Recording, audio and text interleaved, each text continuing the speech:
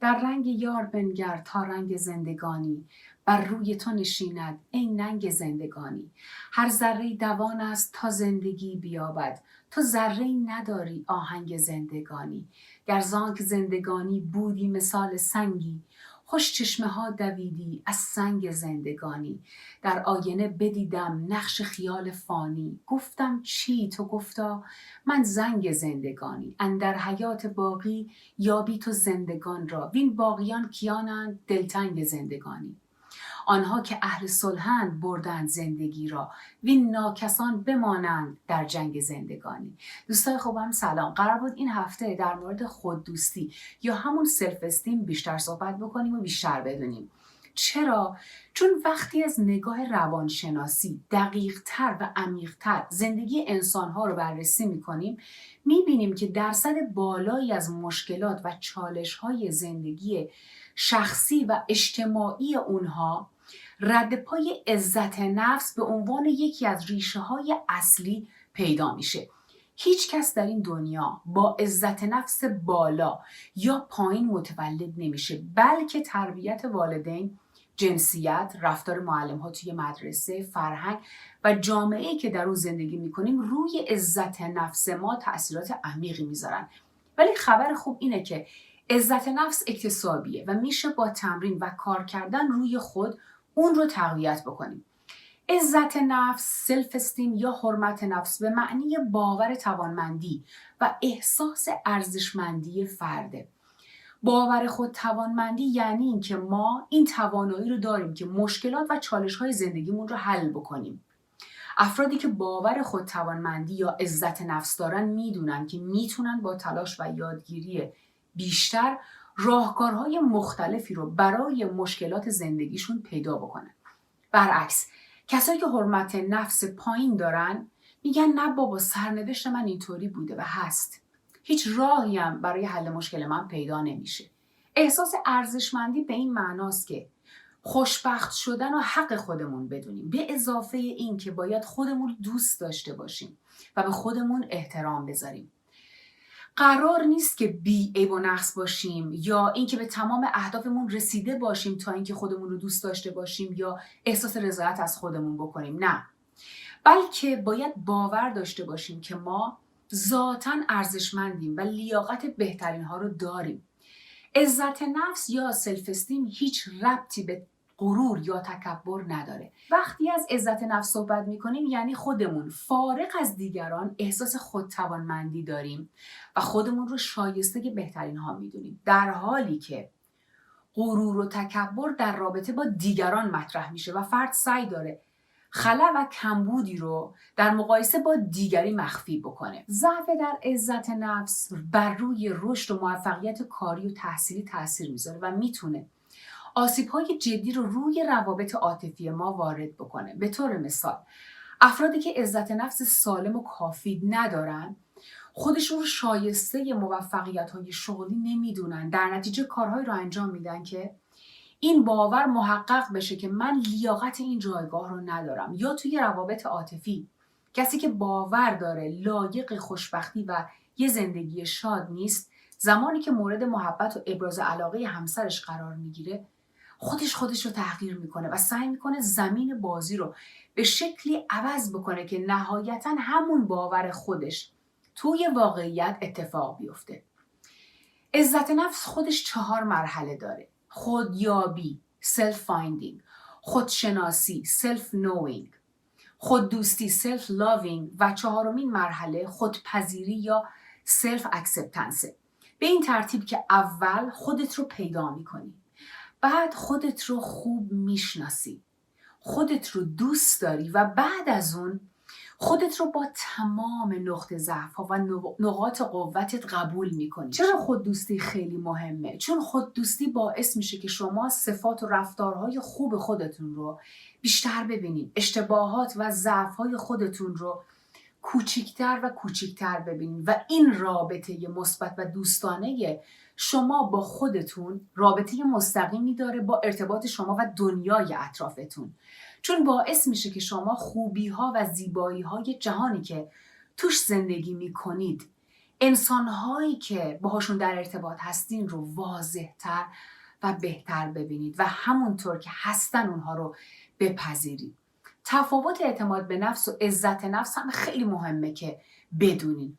اعتماد به نفس به معنای اطمینان به خود برای انجام دادن یک کار به خصوصه و یک ویژگی انسانیه که بر روی همه کارها و رفتارهای ما اثر میذاره. ولی اعتماد به نفس برای هر کار جداگانه تعریف میشه. به طور مثال ممکنه فردی توی فوتبال اعتماد به نفس خیلی خوبی داشته باشه ولی همون فرد توی سخنرانی کردن اصلا اعتماد به نفس نداشته باشه. اما فردی که عزت نفس داره احساس توانمندی برای یادگیری فوتوفن‌های سخنرانی رو توی خودش احساس میکنه و میدونه که با تمرین کردن میتونه به یک سخنران خوب تبدیل بشه.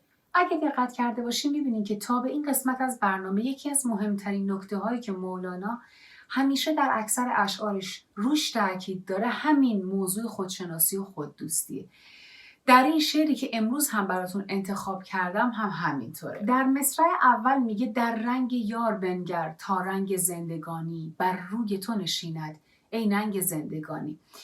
میگه فوکوس و توجه و تمرکزت رو بذار روی نگاه کردن به بیرنگی زندگی تا تو هم کم کم کم رنگ و خالص بشی، چون زندگی رنگ نداره ولی زندگی نماها رنگ و لعاب دارن، شکل و صدا و زرق و برق دارن، هیجان و ترس و اضطراب ایجاد میکنن.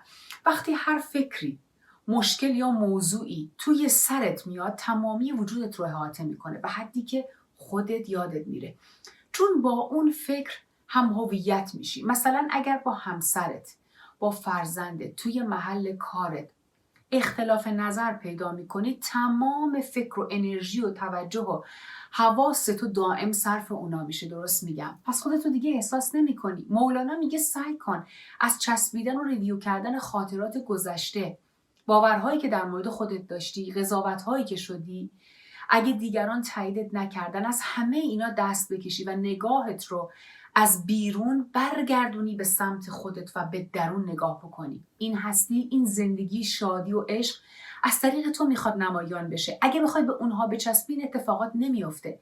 وقتی زندگی تونست از طریق تو، با دستهای تو، لبخند، عشق، احساس و کمک تو به دنیا داده بشه، اون وقته که به تو افتخار میکنه. وگرنه اگه بخوای چنان سخت و خشک بشی که نتونه از طریق تو خودش رو نمایان بکنه، اون موقع تو مایه ننگ زندگی و حیات خواهی شد. میگه هر ذره‌ای که در جهان میبینی به دنبال زندگی داره میدوه، ولی ما برای حس و درک اون چه که در طبیعت و توی سرشت و ذات ما هست اومدیم، نه اینکه بخوایم تبدیل به چیزی غیر از خودمون بشیم. مولانا میگه تو ذره‌ای نداری، تو خود زندگی و عشق هستی. فقط کافیه چیزهایی که توهمیان و زندگی نما هستن رو به خودت نبندی و اجازه بدی که زندگی از تو جاری بشه.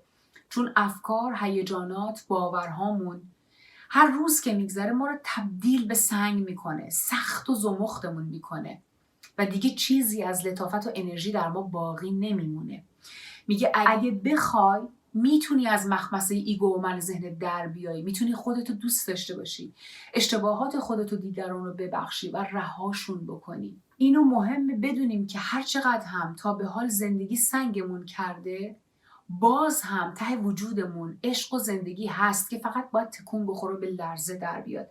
اینجا مولانا یه مثال قشنگی میزنه، میگه مثل چشمه‌ای که از دل یک سنگ بیرون میزنه و جاری میشه باید باشی. در آینه بدیدم نقش خیال فانی، گفتم چی تو گفتا من زنگ زندگانی.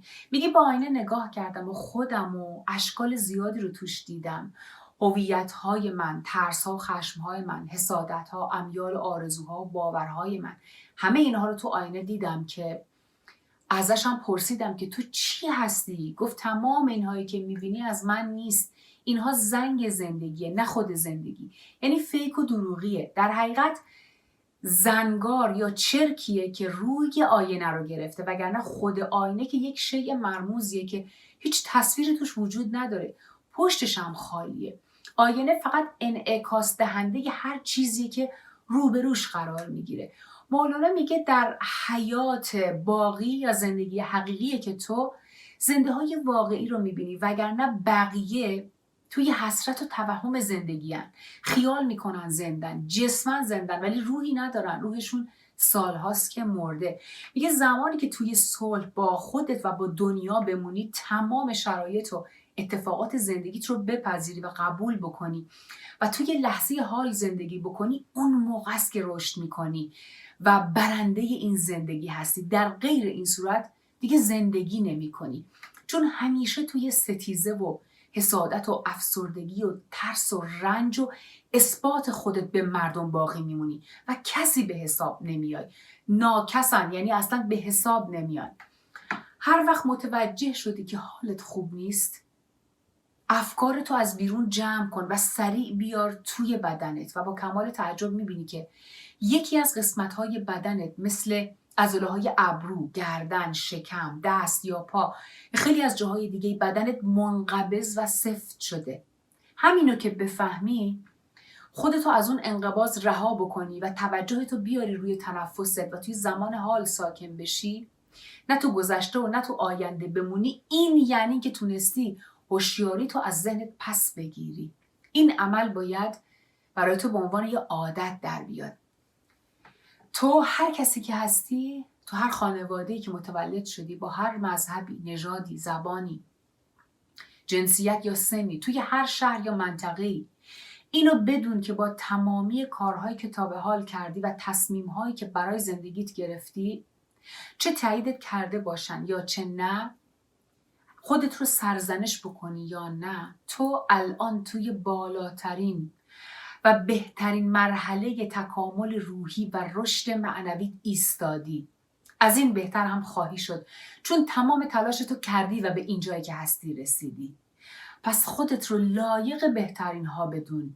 در کنار تمامی ضعف ها و قوت هایی که داری، خودت رو لایق آرامش، عشق، رشد و زندگی بدون. با آرزوی لحظاتی پر از آرامش برای شما. همتون رو به خدای بزرگ میسپارم. خدا نگهدار.